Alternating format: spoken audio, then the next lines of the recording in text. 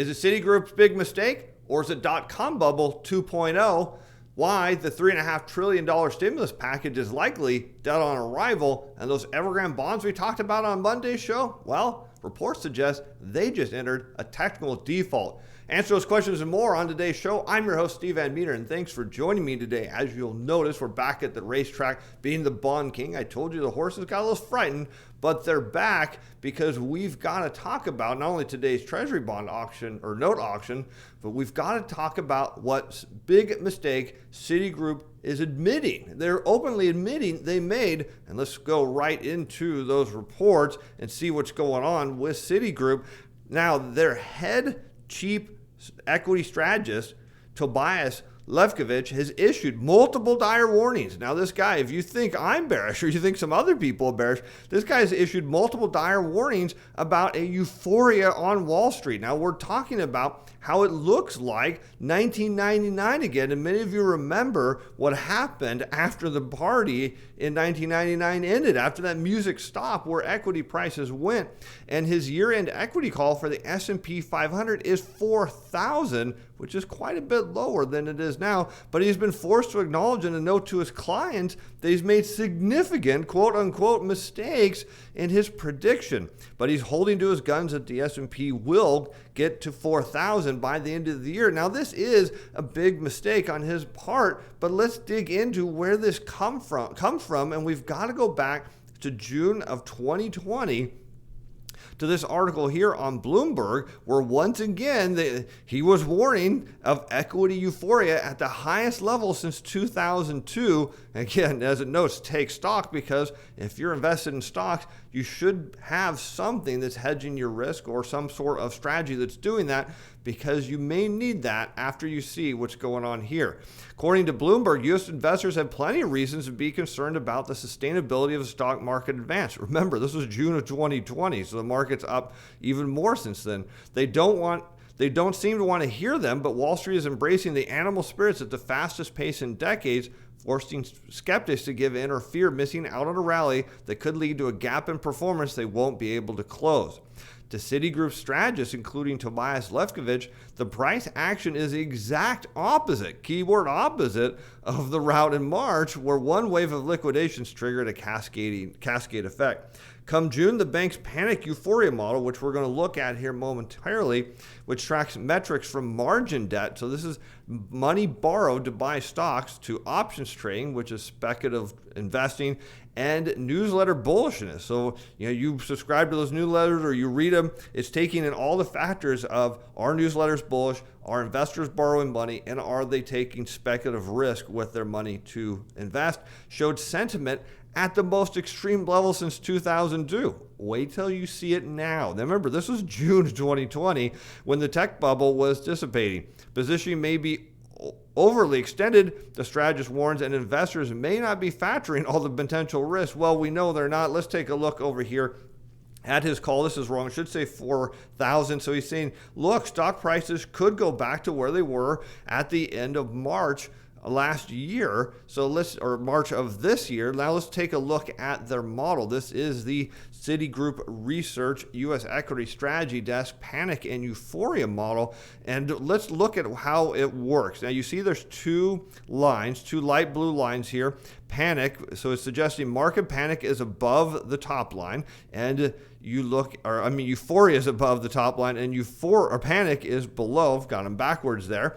And let's take a look at the other panic euphoria model. This is the live model. So he's saying, look, when we're above this line, it's too much euphoria. Below this line, too much panic. Where are we now? Well, we're way up here at 80. Now let's go back to the dot-com bubble, which is why he's warning that, look, if you're investing in stocks, you're not hedging your risk properly, you could be exposed, because remember how much the NASDAQ went down? Like 80% after the bubble burst. How many people sitting in retirement can handle that kind of risk? But you see, the panic euphoria model was off the charts then and had not been repeated until now. And you can see every time it gets up to the kind of this top line here, Actually, it's not 80, it's at 1.8. I'm looking at the wrong side.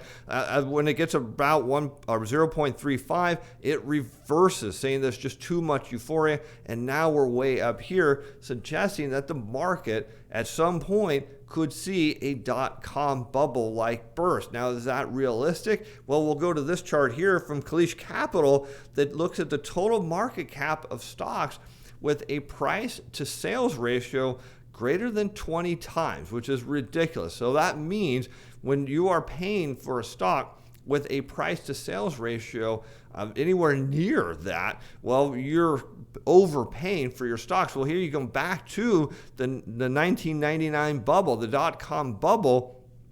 And you can see the total market cap. These are with stocks with a price to sales ratio of 20x, and it was off the charts. People normally did not invest like this, but they did anyways, and now we've eclipsed that. So which brings us back to the original warning is, yeah, he admitted mistakes in his bearish call, but the question is, do you think he's right or wrong? Is he wrong and stocks go higher, or are we really sitting at what looks like another version of the dot-com bubble, whether you look at it from the market, price to sales ratio or you look at the panic euphoria model? It's hard to argue that we're not sitting upon a big, massive bubble in the equity market. Now, before we get into the budget issue, the 3.5 trillion stimulus package, which I'm going to show you is DOA, we need to get into a little of the economic data because that's where we're going to see the answers to that question of why is it dead on arrival. Let's go right into the economic data. Back to Tuesday, we've got the German ZEW current conditions. This is survey data based on sentiment. So current conditions up a little bit. That is usually seen as a positive. We've seen in the US, we've seen the survey data head significantly lower, especially on a preliminary basis. And overall economic sentiment coming out of Germany, whoa, big drop from 40 to 26.5. So currently, and why is Germany important? Well, it's a huge manufacturing base in Europe. And so if you see the German sentiment start to go down, well, that's going to flow through the broad Eurozone. So, but look at that. You see economic sentiment absolutely crashing, kind of mirroring what we're seeing in the preliminary data out of the US. Let's move into to the rest of yesterday's data. We have the 3-year note auction, which was one of the strongest in terms of foreign take we've ever seen. One of them in the 3-year note space is showing strong demand from foreign investors. Again, I think this has a lot to do with the standing repo facility that we talked about, that now you can go out and get 3-year notes or longer maturity. If you need cash, you can go to the Fed and for 0.25% per year, that's what your borrowing costs are, you can borrow cash directly from the Fed, incentivizing foreign institutions and investors all over the world to buy more U.S. debt. In today's 10-year auction, well, we'll look at that too, but we've got to get into why this $3.5 trillion package is likely not going to happen. First up, we've got mortgage applications. You want to look at what's going on in the housing market. Look where mortgage applications continuing to fall, not much, but continuing to fall, suggesting that even though housing prices are rising, they are likely to reverse as demand goes down. But here we come into the real reason of why the $3.5 trillion stimulus package is dead on arrival, and that is the JOLTS, or Job Opening and Labor Turnover Survey. Now, this is a lagged report. It is for July, but now it shows in July there was almost 11 million job openings. Now, do keep in mind this report does come with a grain of sand, because if you go, say, to a job fair and you speak with someone about a job and a potential employer, that counts as one opening. So if you go and talk to that employer and then I, standing in line behind you, talk to them about the same job, shows 2 openings. So keep in mind that this report may be exaggerated a bit, but let's go on. And why this matters is here you can see total job openings record. This is all-time high. Never have we ever seen nearly 11 million job openings ever. And you can see the monthly 1-month change is spiking as employers are demanding to have employees come, please apply. And here we can see what the issue is. there's about 2.2 million more jobs than there are people on pandemic unemployment assistance. Here you see in red PUA claims. Here you can see total job openings. So if all the people filing pandemic unemployment claims went and applied for a job, we still have 2.2 million openings. And here you can see 2.232 million more openings than unemployed workers. Doesn't often happen, but this is why you want to now go to the next slide here, which is Manchin backs as little as $1 trillion of Biden's $3.5 trillion stimulus plan. Why is that? Because lawmakers, your congressperson, are looking at all of these open jobs and are going to start asking the question is, why do we need a massive infrastructure bill? Because what do infrastructure bills generally do? Create jobs. So they're looking at this data. Granted, it is government data, but they're government employees. And they're saying, wait a minute, 1 + 1 is not equaling 2. We've got a huge number of job openings. At the same time, we've got a huge number of people on unemployment who we just let their benefits expire on Monday. So if all those people on unemployment go get all of these jobs, we don't need to have a big infrastructure package now, maybe later. And that's the key, is you want to save some of this if you're from a policymaker's perspective, you don't want to go and just jam money into an economy when it doesn't really need it. Because the policymakers, again, are saying you can go get a job. There's plenty of them. And the idea is right. We should save some of this money for later, should we need it as the economy potentially heads into a double dip recession. Let's take a look at what Manchin had to say. Is he has privately warned the White House and congressional leaders. Again, this guy's really powerful that he has specific policy concerns with President Biden's $3.5 trillion social spending dream. And he'll support as little as $1 trillion, although maybe up to $1.5 trillion, some sources closer to him say. And so this is really key. And another one that is in here is he's talking about means testing on other key proposals, including extending the enhanced child tax credit. So he is not, these are what Biden wants. And so he's concerned about them to continue doing this. So there is a lot of skepticism if he does not get what he's looking for, that we're not going to see all this continued government support to all the same people that are getting it today. All right, how about we go on to Evergrande? Now we got a potential bond default building, and here we can see that Evergrande plans to suspend interest payments on loans from 2 banks due September 21st and asked a lender to wait for instructions about an extension plan. So let's talk about what this means to you and how this would make sense. Let's say I owed you money and I was in a position where I couldn't pay. I come to you and say, hey, I'm not going to be able to pay you, but guess what? I might be able to, I just need a little more time, and I'm going to come back with a new payment schedule, and you're going to accept it because, well, it turns out I owe you a ton of money. Now, what did we talk about on Monday? How Evergrande was dealing with this situation. They were taking their bonds, they were going to the repo market, and they were posting them as collateral, getting cash, taking that cash and using that to pay the people they borrowed money from to make the interest payments. And then as their cash flows caught up to where they needed to be, they could then get their bonds back. And it makes perfect sense. But when they got cut off from the repo market, well, all of a sudden, you start to see some collateral damage from this. And let's take a look at what happened. Fitch downgraded Evergrande and its subsidiaries to CC. Again, what does that mean? Well, it just means that the downgrade reflects our view that a default of some kind is probable, meaning they don't think that Evergrande is going to be able to make these payments. Now, they might be able to play the game for a little while, but eventually, according to Fitch and some other rating agencies, it's likely they're going to default. And we can see that in price of what's going on with their bonds as they head sharply lower. So if you start to think about how this is reminiscent of the great financial crisis, you start to see how this all plays out. That we had a real estate bubble where people could not make the payments on their loan, and so they started defaulting. And of course, what's the first step of default? Is to start missing payments. And you don't officially go into full default right away, and then eventually you do. The more payments you miss, then the bank is forced to default on the loan.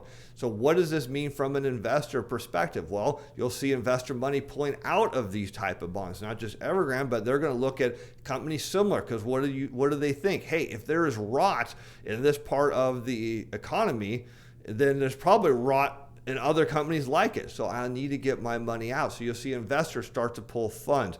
You will also see investors not be eager to back new debt issuances. Companies may try to go out to the debt markets and get cash by issuing new debt, and they may not do it. And what about banks? Will they be willing to lend or extend really generous terms? Well, they're going to look at this too and say, look, I don't want to be, I already know what my risk is. Do I want to take more and have these bonds default? And it is this fear and that transmits into money getting pulled out of sectors where it's needed. And then that's what leads to the defaults and then eventually a financial crisis. Of course, people wonder, is that bullish for treasuries? Absolutely. Let's take a look at today's bond auction while we're on this subject. And we could see here the 10-year Treasury note auction was met with strong demand, not the strongest in history, but pretty high up there. High bid to cover at 2.59. What we're really looking at is strong foreign demand. So foreign bidders are taking a ton of U.S. debt, and that's leaving dealers, and this matters, with about $4.6 billion. Now you say, well, that's quite a bit. Well, not when the Fed is buying about $6.8 billion of 10-year notes a month, meaning the dealers are having to source out in the market enough to cover the Fed's purchases in their quantitative easing program. And what does that mean? It means downward pressure on yield. So when we start looking at speculative positioning, how hedge funds and other speculators are positioned, you would expect if they're going with the flow of the Fed, they would be buying bonds. But instead, what did we see last week? We saw them come in and short U.S. Treasury. They were long, and now they're back short. So again, they're betting against the Fed, who is clearly mopping up supply. And now that the standing repo facility is out, we're seeing foreign demand. Go on to the 30-year bond, we see a little deeper short. So again, people are betting on inflation transmitting into yields, and it doesn't actually work that way at all. With the Fed doing quantitative easing, again, it puts downward pressure, if not outright pressure, down on yields. How about West Texas Intermediate? Perhaps this is a story, could be where the next big rally in the market's coming. Take a look at the energy sector as speculators are backing off crude. And last time they did that, well, crude prices fell, setting up a potential buying opportunity. So keep an eye on that as speculators back out of the crude market. They're now short on the S&P 500. Thinking it's extended itself too far. Hard to believe that that's true, but yes, it has gone too far. If you're bullish on gold, you should be watching Euro futures. Remember, trade-weighted dollar, the biggest position, and that is the Euro. Speculators are backing off on that, which usually tends to be bearish for gold. If they start to go short, this whole topping pattern in the Euro could break down, leading to a big move in the dollar. Now, you would think that speculators would also be unwinding their positions on gold. Nope, they actually took a little bit longer speculative positioning in the futures market on gold. How about the NASDAQ? They remain about net neutral on that. Still very short on small caps. They're hoping to break this down and make a ton of money on what is a clearly defined topping pattern. As long as the speculators can continue to sell this down, they're fighting the overall trend, but they're holding it. Of course, the almighty dollar's gotten pulled back, looking to break over 94 at some point. If it does that, then all the wheels come off the bus. Speculators are hedged, remain long the dollar. Perhaps they're big milkshake theory fans, who knows? And they remain net short on volatility, not worried about any spike higher in the VIX. Well, they probably should be. But anyways, thanks for being fans. Thanks for supporting the show. Thanks for all the likes. Thanks for all the subscribes. We'll be back, of course, on Friday for our regular show, and I'll look forward to seeing you then. I'm Steve Van Metre. Thanks for watching. Bye now. The content of this video provides educational information only, is not intended to provide investment or other advice. Materials not to be construed as a recommendation or solicitation by a security financial instrument or to participate in any particular trading strategy. This video was prepared by Steven Van Metre. Personal capacity. Opinions expressed in this video that do not reflect the Atlas Financial Advisors Inc. or Steven Van Metre Financial.